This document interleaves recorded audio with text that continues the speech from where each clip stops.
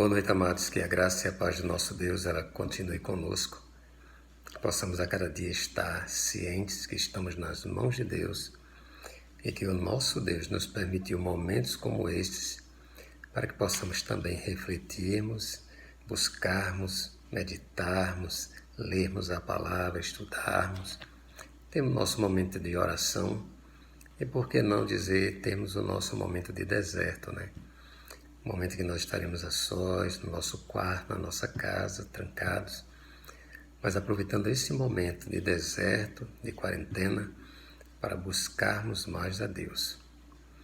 Mas eu estava meditando hoje sobre uma grande questão em que há uma certa empolgação no meio da igreja com grandes eventos, né, atualmente.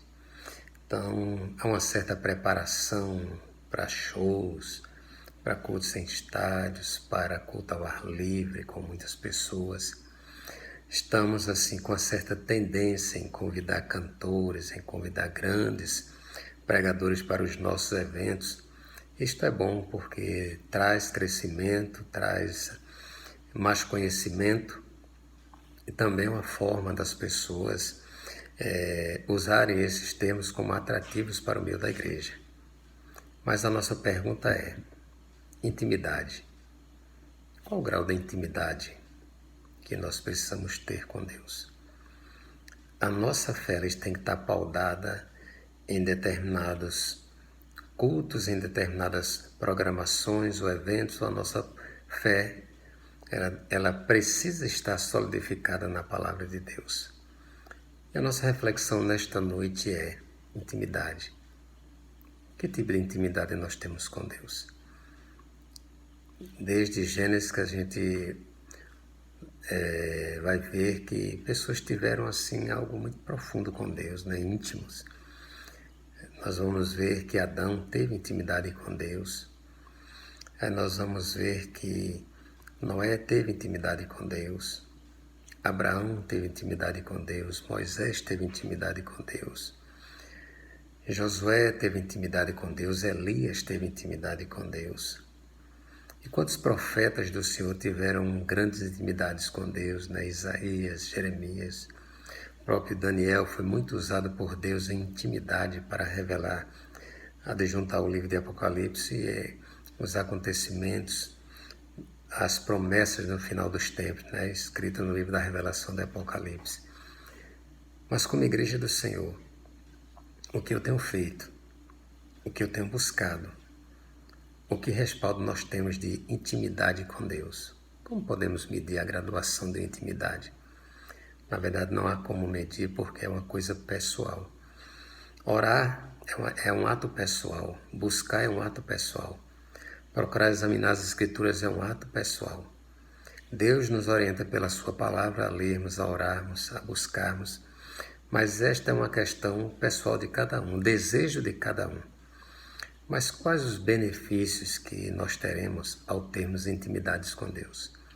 Eu me lembro do texto de Abraão, em que Deus, ele diz, ocultaria eu a Abraão antes que fizesse, ou seja, o que ia acontecer, Deus revelava a Abraão. O que vai acontecer, o que está acontecendo. Deus ainda usa homens e mulheres de Deus. A nossa pergunta é: como eu estou no grau de intimidade com Deus? O que eu tenho feito para me aproximar mais de Deus? O que eu tenho feito para estar perto de Deus, em comunhão, em santificação, em busca e em querer estar perto do Pai? Um texto da Palavra de Deus que estava meditando há pouco está escrito no livro de 2 Reis, a partir do versículo 11, que diz: Então se turbou com este incidente o coração do rei da Síria e chamou os seus servos e lhe disse: Não me fareis saber quem dos nossos é pelo rei de Israel? E disse um dos servos: Não, rei meu senhor, mas o profeta Eliseu, que está em Israel, faz saber ao rei de Israel as palavras que tu falas no teu quarto ao dormir. E ele disse: Vai e vê onde ele está, para que envie e mande trazê-lo e fizeram-lhe saber, dizendo: eis que ele está em Dotã. Então enviou para lá cavalos e carros e um grande exército, os quais chegaram de noite e cercaram toda a cidade. E o servo do homem de Deus se levantou muito cedo e saiu, e eis que um exército tinha cercado a cidade com cavalos e carros. Então seu servo lhe disse: ai, meu senhor, o que faremos? E ele disse: não temas, porque mais são os que estão conosco do que os que estão com eles. Bendito seja Deus, irmãos. A questão do grau da intimidade, né? Como nós vemos as calamidades e como um homem de Deus e uma mulher de Deus que tem intimidade enxerga as calamidades. Nós vemos aqui um texto bem simples, onde a Síria estava em guerra com Israel, mas todas as armaduras, tudo aquilo que o rei arquitetava, tudo que o rei projetava, Deus revelava ao seu servo. E tudo que o rei projetava em fazer alguma tocaia, Deus revelava. E assim, Deus, ao usar o seu servo, ele mostrava ao povo as estratégias para fugir das armadilhas do inimigo. E foi a tal ponto que o homem, o rei da Síria, se perturbou e achou que no meio deles havia alguém que estava o traindo.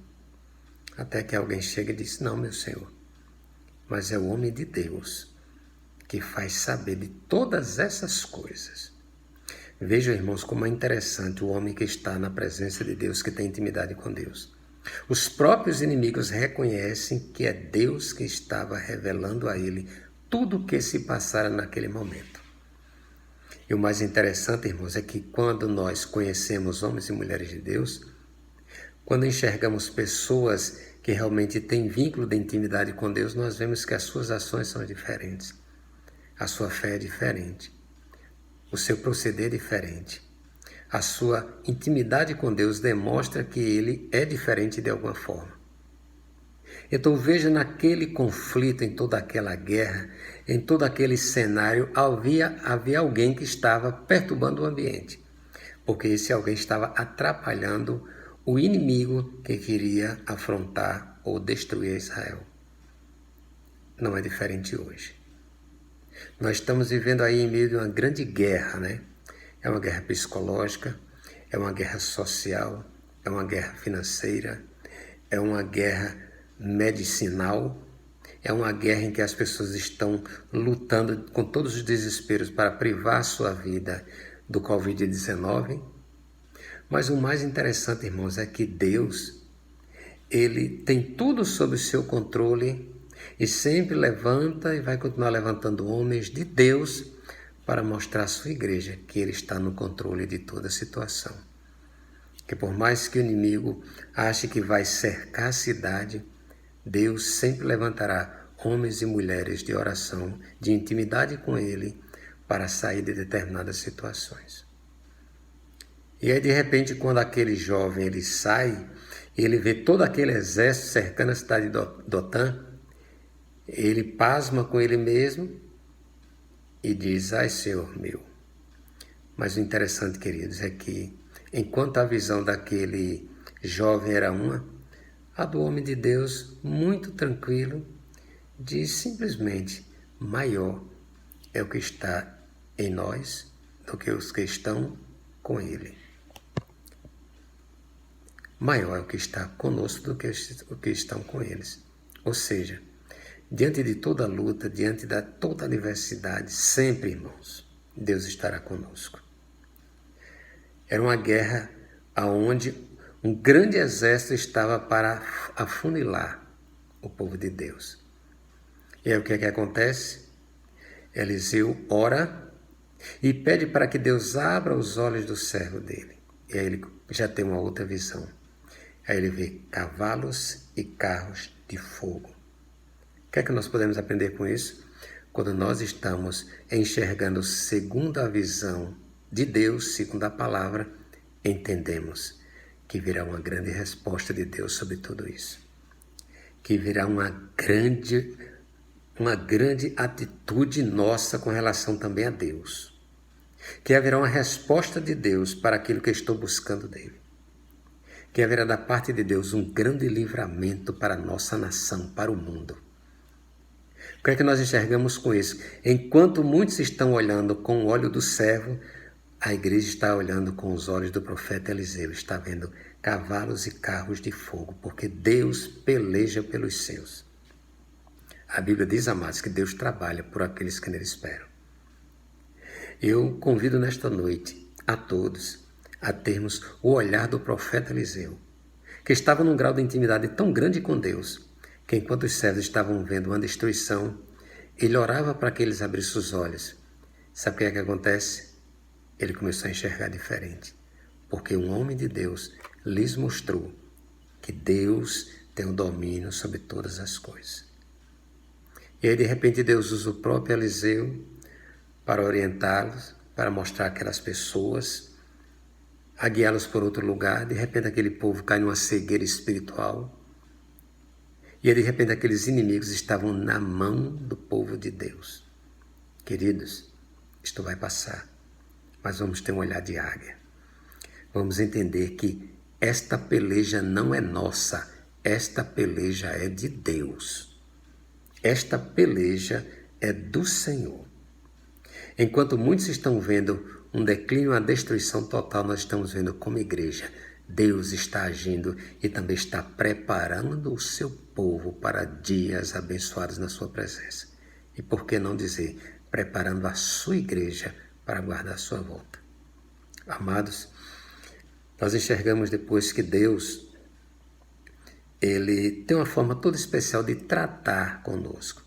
Mas Ele permite determinadas situações que é para olhar para cada um e enxergar o grau de intimidade que nós temos.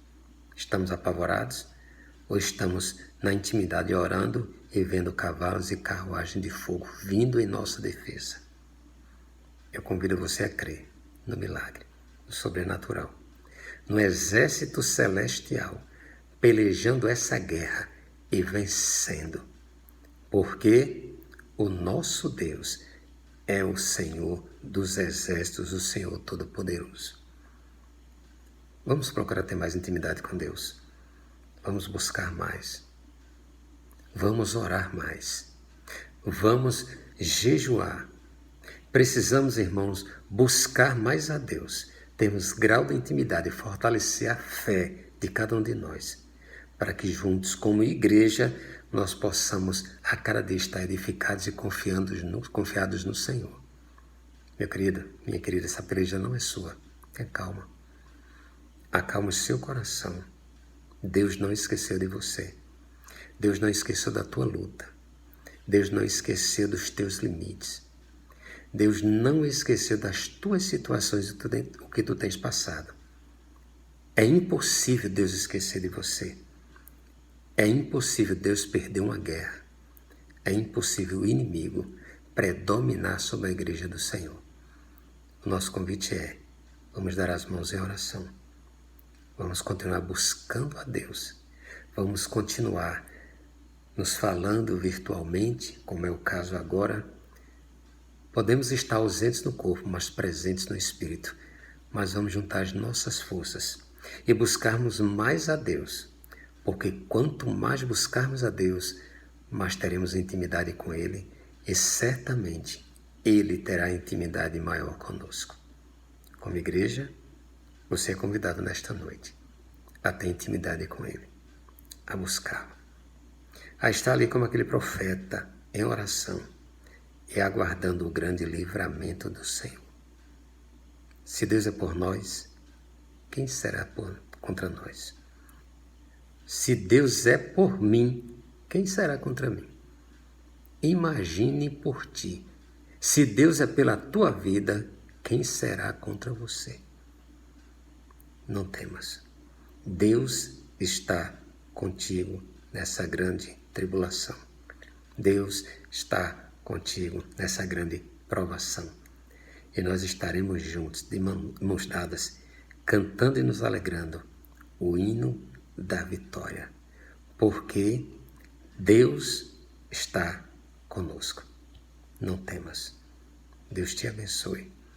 Faça resplandecer o seu rosto sobre ti, tenha misericórdia de ti e te dê a paz e uma noite abençoada em nome do nosso Senhor e Salvador Jesus Cristo. Amém.